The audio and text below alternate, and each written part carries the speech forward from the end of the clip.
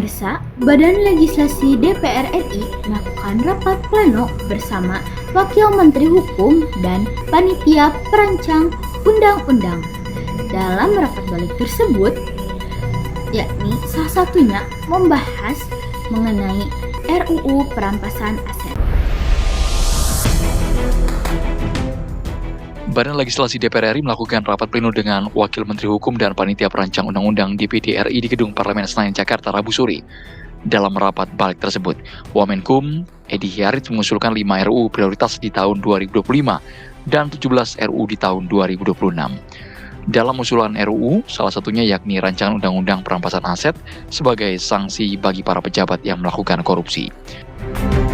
Ketua Badan Legislasi DPR RI, Bob Hasan, mengatakan RUU Perampasan Aset menjadi prioritas dan sudah mulai tahap pembahasan di tahun 2025. Hari ini kami berkesempatan untuk mewawancarai Putri Firly, seorang sarjana hukum, untuk membahas mengenai isu RUU ke dalam program Legislasi Nasional Prioritas tahun 2025. Untuk pertanyaan pertama, apa peraturan undang-undang yang relevan dalam kasus seperti ini? Ya, baik.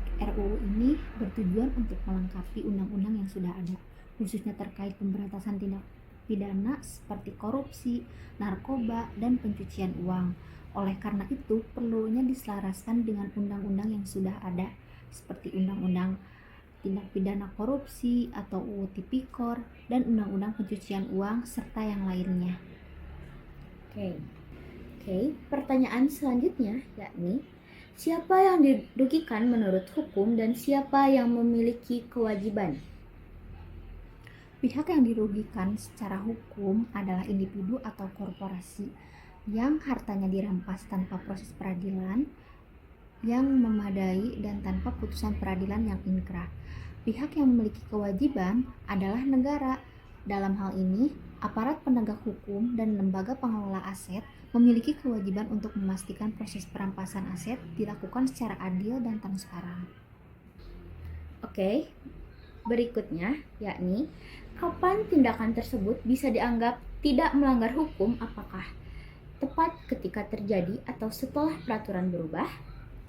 Baik, suatu tindakan perampasan aset baru dapat dianggap sah dan tidak melanggar hukum jika RUU ini sudah disahkan dan menjadi undang-undang yang diterapkan. Oke, yang selanjutnya yakni apakah lokasi, misalnya wilayah, administrasi, kota, atau nasional memengaruhi penerapan hukum dalam kasus ini? Baik, meskipun hukumnya berlaku nasional, penerapan dan penegakannya mungkin dipengaruhi oleh yurisdiksi dan mekanisme hukum lokal atau regional, terutama dalam koordinasi antar lembaga penegak hukum di berbagai daerah. Nih, yang selanjutnya, mengapa kejadian ini bisa terjadi? Apakah karena kurangnya sosialisasi hukum, kelemahan sistem hukum, atau ada unsur lain? Penyebab lambannya pembahasan. Keberadaan RUU ini menunjukkan adanya kelemahan dalam sistem hukum yang ada. Lambannya pembahasan juga disebabkan oleh perdebatan mendalam mengenai landasan filosofis, sosiologis, dan historis RUU agar tidak tumpang tindih dengan undang-undang lainnya dan tidak menjadi alat penyalahgunaan. Yang terakhir nih, bagaimana hukum akan menyelesaikan permasalahan ini? Apakah melalui pengadilan mediasi atau proses administratif? Baik, jika RUU ini disahkan, penyelesaian masalah perampasan aset tidak hanya melalui pengadilan pidana, tetapi juga memungkinkan melalui proses perdata atau administratif yang diatur secara lebih detail untuk undang-undang tersebut.